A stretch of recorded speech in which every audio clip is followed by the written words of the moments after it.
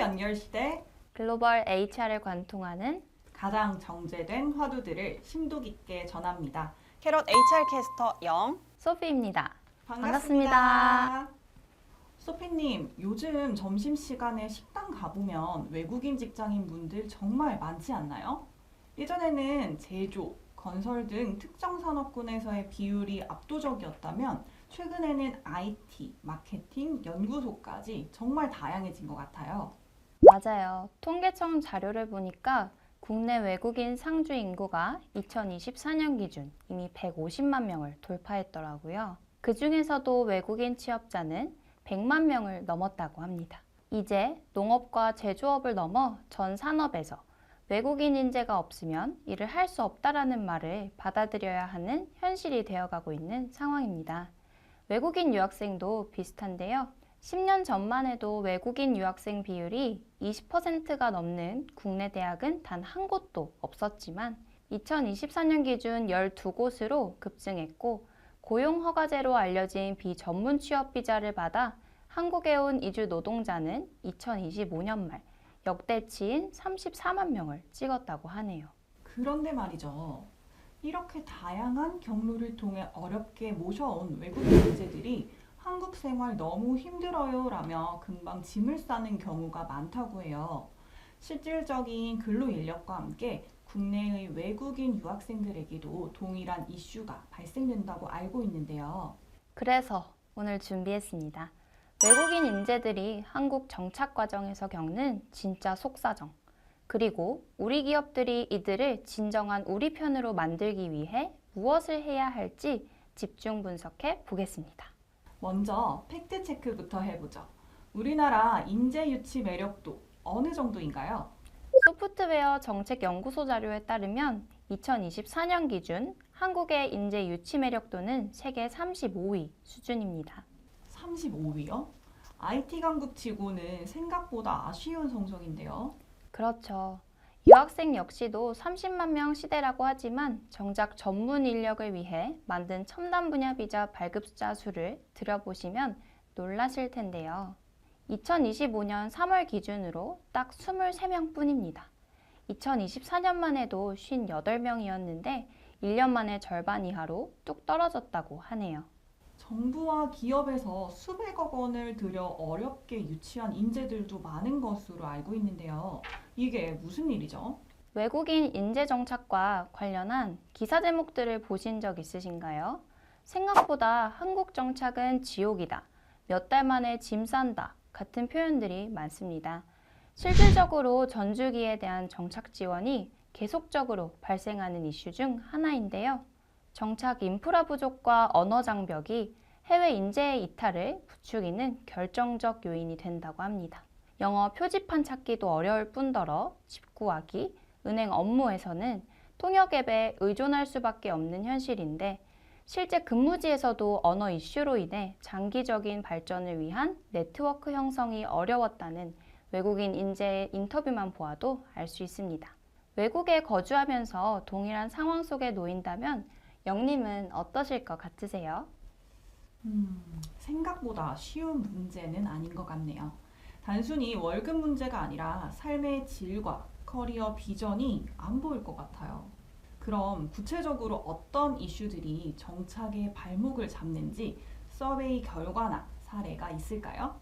네, 잡코리아 설문을 보면 유학생의 86%가 한국 취업을 원하지만 실제 성공한 건 11% 남짓입니다. 기업과 인재 사이에 미스매칭이 심각한 거죠. 그렇지만 기업 입장에서도 할 말이 있을 것 같아요. 외국인 인재 채용 쉬운 문제가 아니잖아요. 맞습니다. HR 담당자분들 인터뷰를 보면 어떤 비자가 채용 가능한지 모르겠다.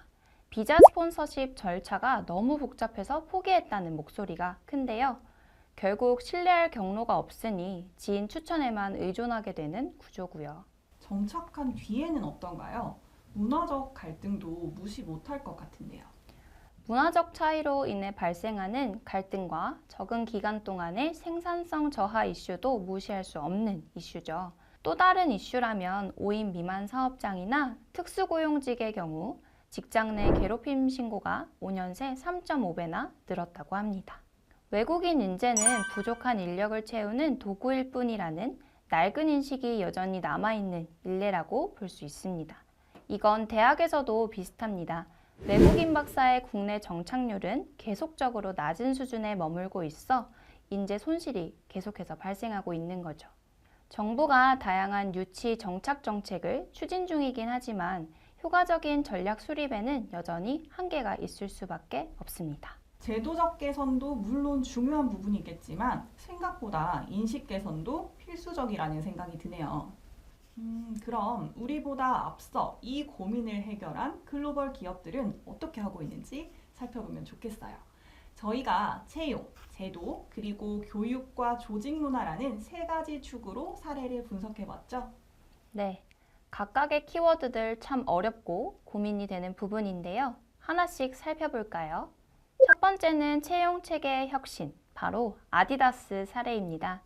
아디다스는 본사를 단순히 독일인의 직장이 아니라 글로벌 인재의 정거장으로 정의를 하고 있어요. 아디다스 본사가 독일의 헤르초겐아우라흐라는 아주 작은 마을에 있거든요. 그런데도 전 세계 디자이너들이 가고 싶어하는 허브가 되었습니다. 잠시만요. 정거장이라는 표현이 신선한데요. 구체적으로 어떻게 운영되는 건가요? 핵심은 지오센트릭 채용에 있는데요. 국적과 상관없이 역량만 있다면 본사로 모이게 하는 거죠. 이러한 채용 제도의 안정적인 정착을 위해서 글로벌 잉글리시 폴리시를 도입해서 본사 내 모든 공식 소통과 문서를 영어로 단일화해 언어 장벽을 완전히 제거했습니다. 또한 글로벌 모빌리티라는 순환 근무 시스템을 통해 본사와 전 세계 지사 간 인력을 양방향으로 배치하는데요. 본사 HR과 현지 HR이 공동 관리하는 성과 중심 시스템 덕분에 국적에 관계없이 동일한 대우를 받습니다. 수치로 봐도 대단할 것 같은데요. 네, 독일 본사 인력의 국적만 100개국 이상입니다. 본사 인력 중 비독일인 비율이 40%가 넘고 전 세계적으로 보면 독일 여권이 없는 직원이 무려 90%에 달합니다. 여성 관리직 비중도 35% 수준을 유지하며 다양성을 확보하고 있죠. 채용으로 인재를 모았다면 그 다음은 이들이 오래 머물 수 있는 제도가 뒷받침되어야 되겠네요. 맞습니다. 두 번째는 가족과 정주를 돕는 제도적 접근. 유니세프와 협력한 패밀리 프렌들리 팩토리 모델입니다. 이주 노동자나 공장 근로자의 이직을 막는 가장 강력한 경제적 수단은 바로 보육시설이었습니다. 사실 외국인 인재들이 가장 힘들어하는 게 가족과 떨어져 지내는 외로움이잖아요. 정확합니다. 유니세프와 전 세계 장난감 산업의 윤리적 제조 기준을 정립하는 글로벌 비영리 기구 IETP는 공장 내 유휴부지를 리모델링해서 사내 보육 공간을 만들고 고향에 아이를 두고 온 부모들을 위해 마이그런트 페런트 트레이닝 같은 심리 상담과 교육을 지원하는데요. 단순히 시설만 주는 게 아니라 지역 학교, 입학까지 돕는 정주 프로세스를 가동하죠. 이를 통해 대규모 공장이 밀집한 베트남, 방글라데시의 사례를 보면 여성 근로자의 생산성이 18% 증가했고 참여 부모의 91%가 직장에 만족한다고 답했습니다. 중국에서는 2년 만에 이직 인력 채용 비용 절감액이 시설 운영비를 상회하는 경제적 이익을 거두기도 했습니다. 채용과 제도가 갖춰졌다면 마지막 활용 점정은 역시 교육과 조직 문화겠죠? 네, 마지막은 우리 교육 담당자들이 가장 주목해야 할 노바티스의 언보스 문화입니다. 관리자가 지시자가 아니라 조력자로 변할 때 혁신이 일어난다는 믿음이죠. 언보스, 보스가 아니라는 뜻인가요? 네, 맞습니다.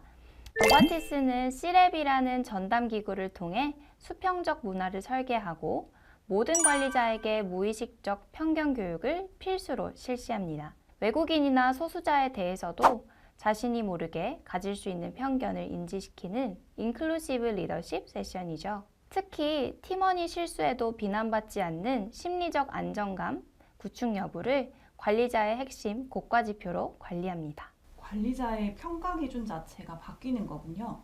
그렇죠. 이런 포용적 리더십 아래서 근무하는 직원의 장기 근속 의향은 88%에 달하고 경영진에 대한 신뢰도도 도입 전보다 20%나 상승했습니다. 결국 교육과 문화가 인재를 붙잡는 최후의 보류인 셈이죠. 글로벌 사례를 보니 명확해지네요. 물론 기업의 규모나 특징 등에 따라서 상이하겠지만 역량 중심, 가족 중심, 그리고 교육을 통한 포용 문화 구축이 중요한 부분이 될 것 같은데요. 그럼 조직 내 HR 담당자분들이 내일부터 당장 실천해 볼 수 있는 방안들을 정리를 해보면 좋을 것 같습니다. 네, 좋습니다. 아무래도 첫 번째는 사소하지만 확실한 배려입니다. 다양한 행정 상황 속 언어 장벽 제거가 포함될 수 있겠죠. 거창한 시스템 이전에 사내 공지나 비자 가이드라인을 다국어로 제공하는 작은 배려부터 시작하면 좋을 것 같습니다. 좋네요. 저는 두 번째로 상생을 위한 내 외국인 교육의 필요성을 말씀드리고 싶습니다. 마주하는 상황들에서 부딪히며 학습하는 것 역시 물론 중요한 경험이자 학습이지만 조금 더 선제적으로 각자의 나라, 성향, 일하는 방식 등에 대해 보다 면밀하게 언어 외적인 요소까지도 상호 학습이 중요할 것 같아요. 그렇다면 저는 마지막으로 이걸 말씀드리고 싶습니다. 바로 전략적 파트너로서의 인식 전환인데요. 외국인 인재를 부족한 머릿수 채우기용이 아니라 우리 회사가 글로벌로 나가는 키라고 인정해주는 조직 문화죠. 이러한 제도 정착화에는 아무래도 많은 시간이 걸릴 수밖에 없을 것 같습니다. 그렇지만 내국인, 외국인 인재들을 계층별로 나눠 다각도로 탐구하고 맞춤 인식 개선 및 실무 교육을 통해 조직이 하나의 팀으로 움직일 수 있도록 시간과 기회를 쏟는 것이 가장 중요할 것 같습니다. 이러한 과정들 속에서 외국인 인재들의 안정적인 정착을 이끌어내는 더 다양한 리텐션 도구들이 등장할 수 있을 것 같은데요. 이미 우리는 다문화 사회에 살고 있다라는 말이 기억에 남습니다. 이제 우리는 질문을 언제 이민사회가 될까가 아니라 어떻게 준비된 이민사회가 될 것인가 라고 해야 할 것 같은데요. 맞습니다. 인구 절벽이라는 위기 속에서 외국인 인재는 우리에게 주어진 가장 강력한 전략적 선택지니까요. 오늘 저희가 나눈 인사이트가 여러분의 조직에 작은 변화의 씨앗이 되었으면 좋겠습니다. 영님, 외국인 인재들과 더욱 다양한 상황에서 함께 일하게 되실 텐데요. 어떤 인식을 갖추고 또 어떤 정책들이 보완되면 좋을지 고민하고 계실까요? 네, 앞으로도 인재시장과 조직에 대해 많은 생각을 해야 할 것 같습니다. 더 체계적이고 포용적인 조직 문화가 서둘러서 정착되기를 바라봅니다. 그럼 저희는 다음 회차에서 다시 찾아뵙겠습니다. 구독과 좋아요, 알림 설정은 사랑입니다. 안녕!